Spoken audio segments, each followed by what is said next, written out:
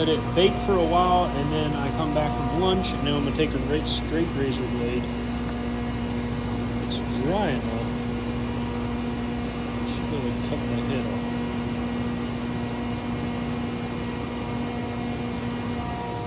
Be careful not to tear it. Tear the head off, and then I'll leave a divot, and then you'll be screwed and not be able to get it back. Now I sprayed it with wax and grease. I'm gonna take 800 and use the wax and grease as wet, and it'll help block it down faster and easier. Then we can move on. You can see I almost got the whole thing out in 800. I don't want to get it fully out because I gotta have room to be able to sand it with 15, 3000, and 5000 before I polish. So I gotta make sure I save some clear left on there.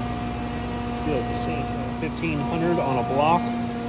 Let's go. All right, that's sand with 1500. Now we 3.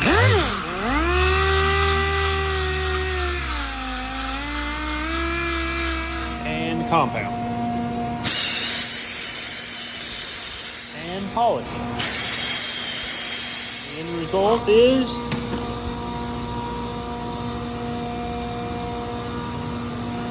gone.